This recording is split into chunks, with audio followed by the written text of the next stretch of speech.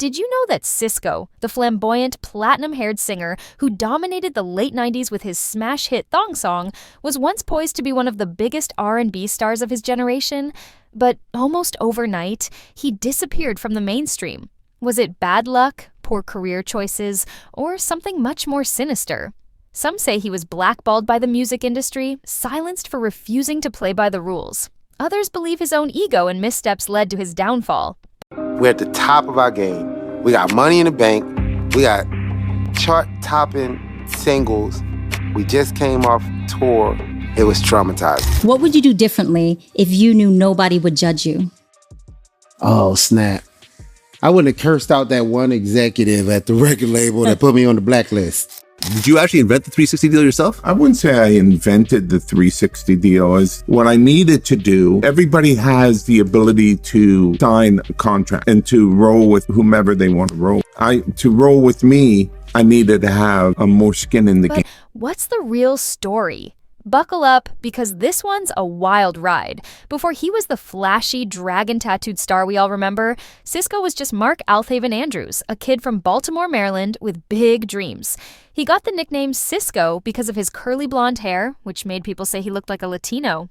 He grew up in a rough neighborhood, but music was his escape. While working at a fudge store in a mall, he linked up with his childhood friends to form Dru Hill, one of the hottest R&B groups of the late 90s.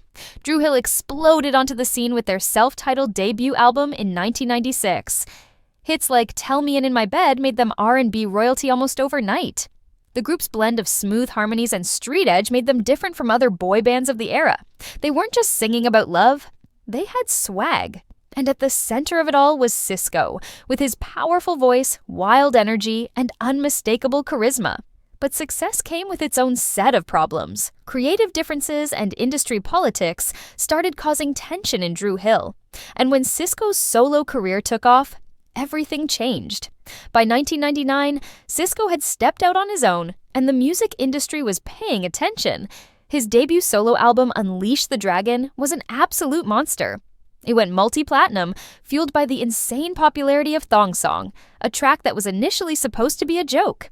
But the world wasn't laughing. The song took over radio stations, clubs, and MTV, turning Sisqó into a global superstar almost overnight. But here's a crazy fact. Thong Song was originally meant for Michael Jackson. Imagine how different music history would have been if MJ had taken it. Instead, Sisqó ran with it, creating an over-the-top, sexually charged anthem that cemented him in pop culture forever. The success was overwhelming. He won awards, performed at the Grammys, and even landed a Pepsi commercial. He was suddenly everywhere. Music videos, TV appearances, and red carpets. For a brief moment, it seemed like he had the world in the palm of his hand. However, with great fame came an even greater set of challenges. The pressure to maintain his success was immense, and the expectations from his record label were sky high. The industry wanted another Thong Song, another Unleash the Dragon. But replicating that kind of viral cultural phenomenon was nearly impossible. Behind the scenes, Sisqó struggled with industry politics. His flamboyant style, unfiltered personality, and refusal to conform didn't sit well with music executives. He clashed with decision-makers who wanted to mold him into something more commercially viable, something safer. But Sisqó was determined to stay true to himself, even if it meant making enemies in high places. Meanwhile, the public eye was relentless. Every move he made was scrutinized, and the media painted him as eccentric, even arrogant. Then came the lawsuits. Ricky Martin's legal battle over Thong Song's similarity to Livin' La Vida Loca drained time and resources. At the same time, internal conflicts within Dru Hill further strained his career. His second album, Return of Dragon, was released in 2001, but the momentum wasn't the same. The industry was already shifting, and Sisqó was struggling to keep up. The world had moved on as quickly as it had embraced him. And just like that, his superstar status began to fade. Did it affect you when that was going on? What? That they thought you was gay? Oh, nah. Yeah. I used that to my advantage. They was like, And what's Sisqó's in- gay. I was like, am I? Right. Okay. I'll tell you what. If you want to find out if I'm gay or not, why don't you just leave your girlfriend with me and she could tell you in the morning if I'm gay or not. But was it just the natural cycle of fame, or was something more calculated happening behind the scenes? Success in the music industry isn't just about talent, it's about politics. And Sisqó didn't like to play the game. Record executives wanted to control his image. They pressured him to tone down his style, even demanding that he dye his platinum blonde hair back to black. But Sisqó wasn't having it. He reportedly snuck away and re-dyed his hair blonde just to defy them. Yeah, well, the gay rumors is once again unwarranted when I guess it was because my hair's blonde. Oh, that's right. Everybody dyeing their hair blonde right now. Everybody's rocking leather right now. Everybody's doing everything I did back in the day. Are they gay too? All right. I guess the silence has it. Nobody asked nobody else what they gay, but I'm gay.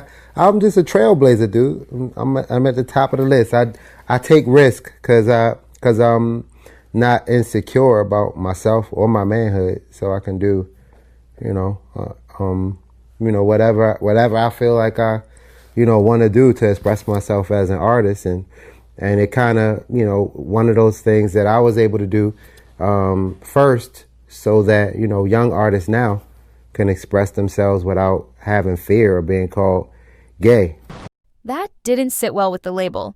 Things got even worse when he allegedly cursed out Lyor Cohen, one of the most powerful record executives at the time. Cohen had major influence in the industry, and going against him was like career suicide. Industry insiders started whispering that Sisqó was difficult and uncooperative. On top of that, legal troubles started piling up. Ricky Martin sued Sisqó over Thong Song, claiming it was too similar to Livin' La Vida Loca. The lawsuit cost millions and strained Sisqó's relationship with his label even further.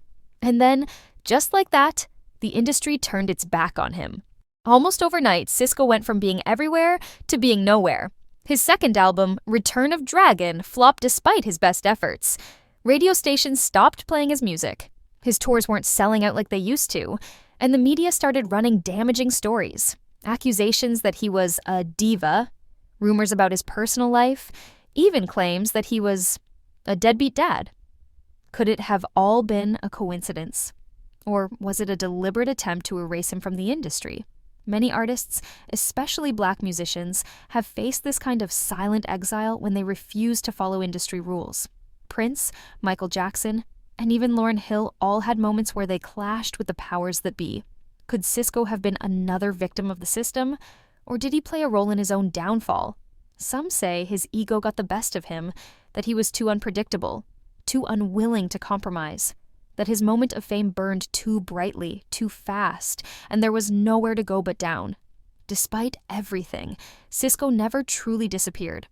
Over the years, he has attempted multiple comebacks, sometimes with Dru Hill, sometimes solo, but none have recaptured the magic of his early years. He's stayed active in the industry, performing on nostalgic R&B tours, appearing on reality TV, and even recording new music. But the mainstream spotlight has never returned. So, what's the verdict? Did the music industry blackball Sisqó, or was he his own worst enemy? Sisqó's story is a cautionary tale about fame, power, and the price of going against the system. He had everything: talent, charisma, and global success, but something somewhere went wrong. Was it industry politics, a series of bad decisions, or a little bit of both? We want to hear from you. Do you think Sisqó was blackballed, or did he sabotage his own career? Drop a comment below and let's talk about it.